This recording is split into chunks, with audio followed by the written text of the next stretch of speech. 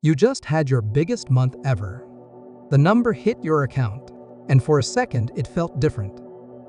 Relief, validation, momentum. You start thinking, maybe I should move. Maybe I should upgrade the office. Maybe it's time for the nicer car. Maybe this is the new baseline. Pause. Your first big month is the most dangerous month of your business. I'm not saying don't celebrate. Celebrate it, but don't restructure your life around it. Because a big month is performance. Performance is not yet stability. I remember my first real month, the kind that made me feel like things had finally clicked. It was the first time the number looked like something I could build a future on. And within days, my brain started recalibrating. I began imagining what life would look like if this kept happening. I mentally upgraded things. I started thinking in bigger numbers.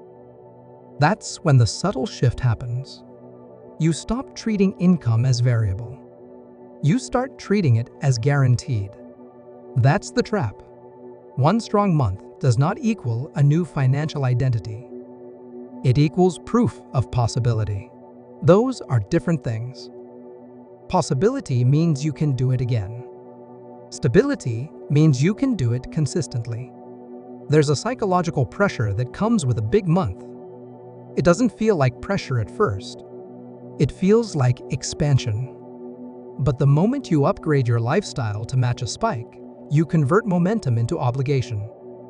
New rent, new payments, new recurring commitments, higher fixed burn. Now the next month has to match. And if it doesn't, stress multiplies.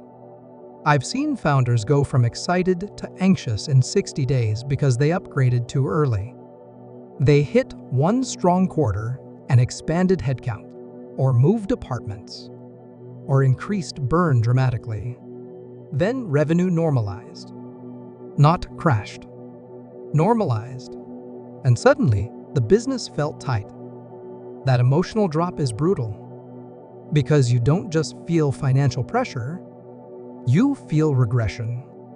Lifestyle upgrades after a spike turn growth into pressure. There's something dangerous about your first big month specifically. It tricks you into thinking you've crossed a permanent threshold. But income isn't permanent until it's proven through cycles. Through slow weeks. Through seasonal dips.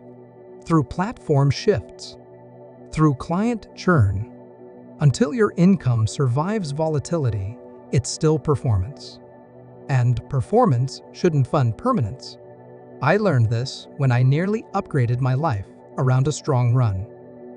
I had 3 strong months back to back. I convinced myself the floor had moved up permanently. So I expanded. Nothing reckless. Just slightly bigger commitments. The following quarter wasn't bad. It just wasn't explosive. And suddenly I felt tight. Not broke. Tight. That's when I understood something that changed how I handle growth. Big months should increase margin, not lifestyle.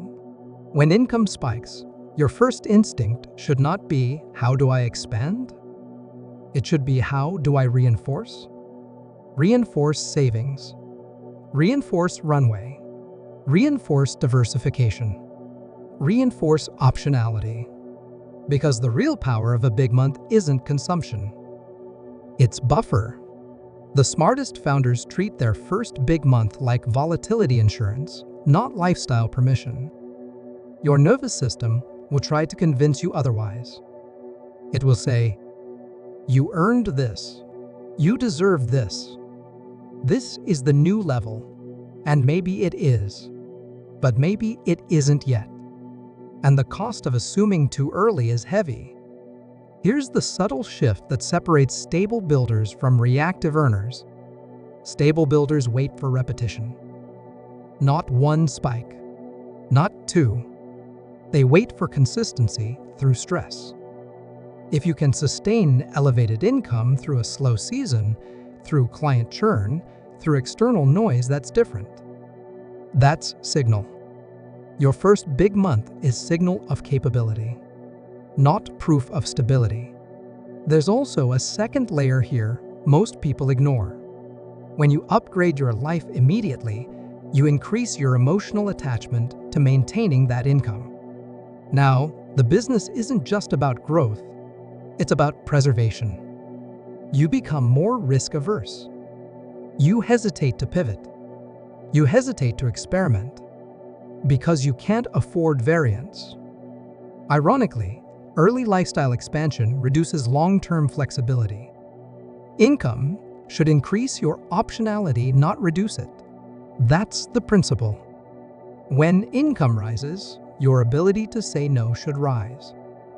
Your ability to experiment should rise.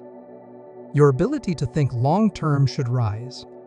If instead your fixed obligations rise, your stress rises, and your dependency rises, you didn't gain leverage. You gained pressure. I've noticed something consistent in founders who last.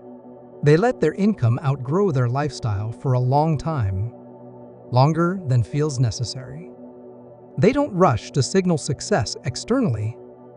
They quietly build margin internally. That margin changes how scaling feels. A slow month doesn't scare them. A failed experiment doesn't destabilize them.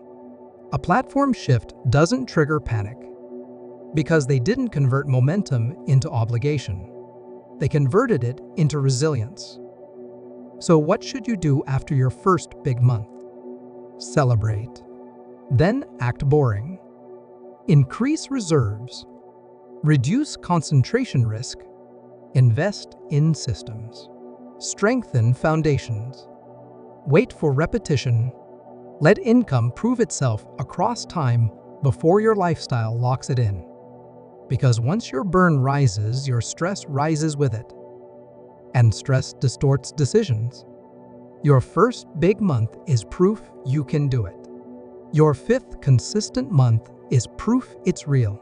Treat them differently. If you handle early spikes correctly, they become leverage. If you mishandle them, they become traps. The goal isn't to look successful after one big month. The goal is to become stable after many. So when that next big number hits, and it will pause, don't upgrade your life yet. Upgrade your margin. That's how income turns into strength instead of pressure.